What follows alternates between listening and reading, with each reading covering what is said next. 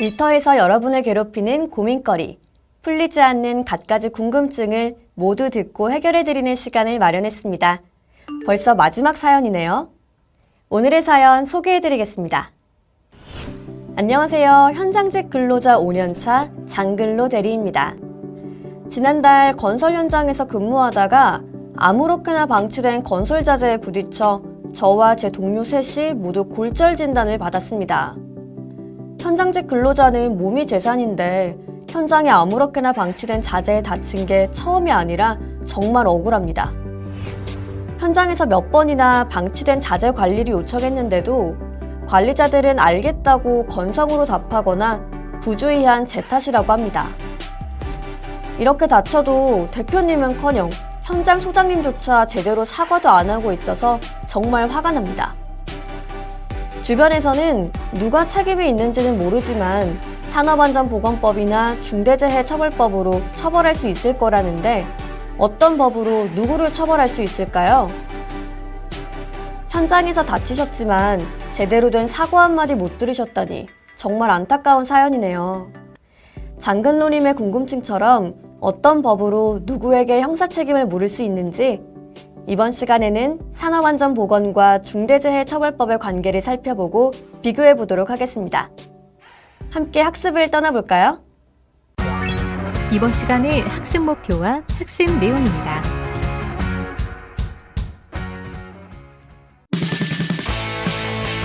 중대재해처벌법과 산업안전보건법의 차이. 중대재해처벌법과 산업안전보건법의 가장 큰 차이점은 산업안전보건법이 사업장의 직접적이고 구체적인 안전조치와 보건조치에 관하여 규정한 것이라면 중대재해처벌법은 경영책임자가 현장의 안전보건조치가 잘 이루어지도록 시스템을 구축하여 관리 감독하기 위한 사항을 규정한 것이라는 점입니다.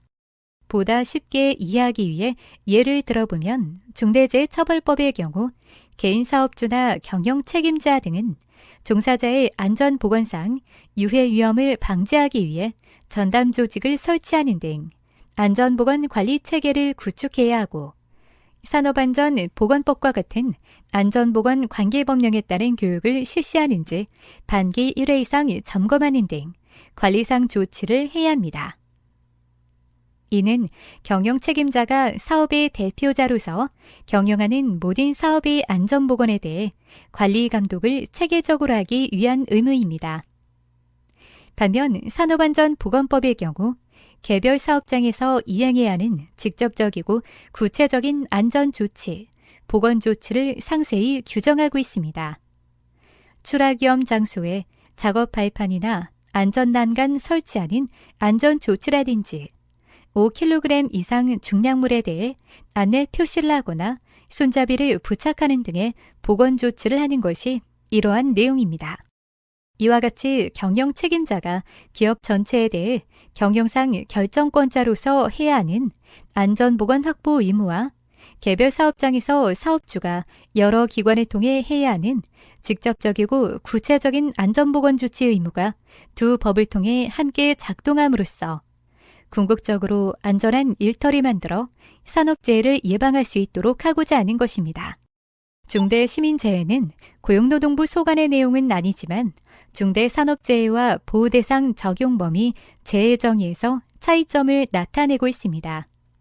다음의 내용을 확인해 보시기 바랍니다. 그렇다면 중대재해처벌법과 산업안전보건법은 어떻게 다를까요? 이를 6가지 항목으로 비교해 보겠습니다.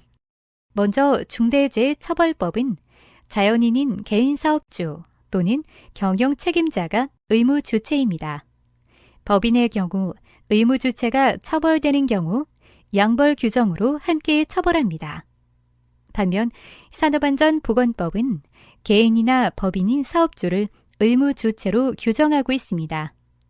다만 법 위반으로 인한 처벌 시 행위자로서 각 사업장 단위의 안전보건관리 책임자인 사업의 대표자나 현장 소장, 공장장 등을 처벌하면서 법인 사업주는 양벌 규정으로 처벌하도록 적용하고 있습니다. 보호대상 측면에서 중대재해처벌법인 종사자, 즉 근로자, 노무 제공자, 수급인, 수급인의 근로자 및 노무 제공자를 보호대상으로 분류하고 있지만 산업안전보건법에서는 근로자, 수급인의 근로자, 특수형태의 근로자를 보호대상으로 규정하고 있습니다. 산업안전보건법의 특수형태 근로자란 택배기사, 보험설계사 등 시행령 제67조에 해당하는 14개 직종만 해당되지만 중대재해처벌법의 노무 제공자는 이와 같은 업종에 제한이 없다는 점을 유의해야 합니다. 다음으로 적용 범위 측면에서 중대재해처벌법은 상시 근로자 수 5인 미만의 사업 또는 사업장은 법의 적용이 제외되고 여기서 말하는 사업 또는 사업장은 전체 법인 또는 기관을 말하므로 사업장이 여러 개인 경우 모든 사업장의 상시 근로자 수를 합해야 합니다. 반면 산업안전보건법은 모든 사업 또는 사업장에 적용되지만 업종이나 규모 등에 따라 법의 일부 조문을 적용하지 않습니다.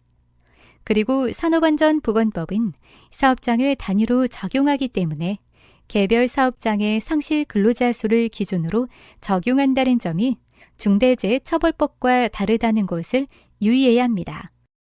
재해에 대한 정의 측면에서 중대재해처벌법은 산업안전보건법상 산업재해 중 중대산업재해에 대하여 사망자 1명 이상, 동일한 사고로 6개월 이상 치료가 필요한 부상자 2명 이상, 동일한 유해 요인으로 급성 중독 등 직업성 질병자 1년 내 3명인 경우 재해라고 분류하고 있습니다.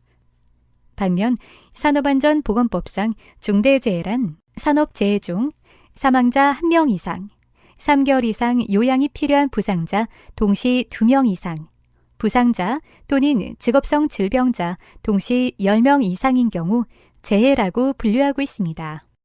그렇다면 의무 내용은 어떻게 다를까요?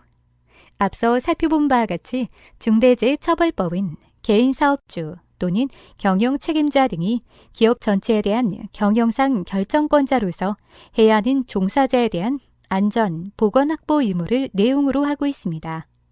이는 구체적으로 안전보건 관리체계 구축 및 이행, 재해 재발방지 대책의 수립, 이행, 중앙행정기관 등이 시정 등을 명한 사항 이행 조치, 안전, 보건 관련 의무 이행에 필요한 관리상의 조치가 있습니다.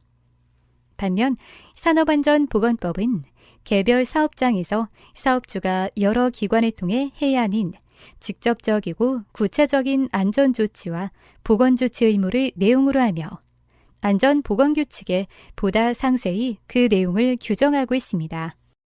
마지막으로 처벌 수준을 비교해보면 중대재해처벌법은 중대산업재해로 종사자가 사망한 경우 1년 이상의 징역 또는 10억 원 이하의 벌금에 처하며 이 경우 징역과 벌금은 병가가 가능합니다.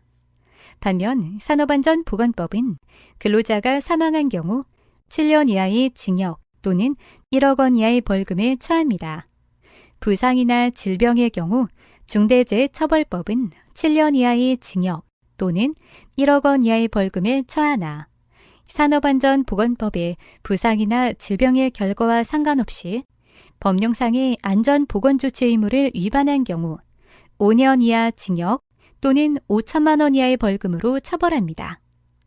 법인의 경우 양벌 규정으로 처벌하는데 중대재해처벌법이 산업안전보건법보다 강하게 처벌하고 있습니다. 중대재해처벌법의 지향점. 일하는 사람의 생명, 건강 보호는 기본적인 경영자의 의무이며 안전한 환경에서 근무할 수 있는 권리는 헌법이 보장하는 기본권입니다.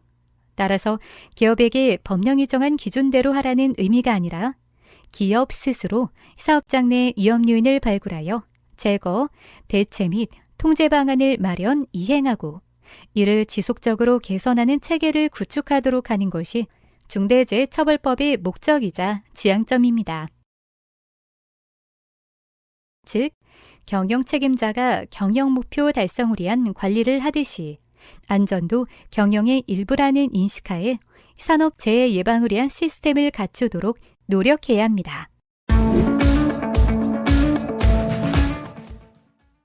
지금까지 중대재해처벌법과 산업안전보건법에 대해 자세히 학습해봤습니다. 그렇다면 이제 앞서 만나본 장근로님의 사연 속 궁금증을 한번 풀어볼까요? 산업안전보건법상 중대재해란 사망자 1명 이상, 3개월 이상 요양이 필요한 부상자 동시 2명 이상, 부상자 또는 직업성 질병자 동시 10명 이상인 경우 재해라고 규정하고 있습니다. 반면 중대산업재해의 경우 산업안전보건법상 산업재해 중 사망자 1명 이상, 동일한 사고로 6개월 이상 치료가 필요한 부상자 2명 이상, 동일한 유해 요인으로 급성 중독 등 직업성 질병자 1년 내 3명인 경우 재해라고 규정하고 있습니다. 또한 중대재해처벌법의 경우 개인 사업주 또는 경영 책임자 등의 종사자에 대한 안전 보건 확보 의무를 내용으로 하고 있으며 산업안전보건법은 사업장의 직접적이고 구체적인 안전조치와 보건조치 의무를 규정하고 있습니다. 전달해주신 장근로님의 사연은 경영 책임자 등이 종사자에 대한 안전 및 보건 확보의 의무를 불성실하게 이행했고 이로 인해 사고가 발생한 것으로 보입니다. 게다가 산업안전보건법상 안전조치와 보건조치의 의무도 이행하지 않은 것으로 보이므로 수사 결과에 따라 산업안전보건법과 중대재해처벌법을 통해 해당 사업주 또는 경영 책임자 등은 처벌될 수도 있을 것으로 판단됩니다. 오늘의 강의를 통해 고민이 속 시원하게 해결되셨길 바라며 장근로님의 빠른 쾌유를 빕니다.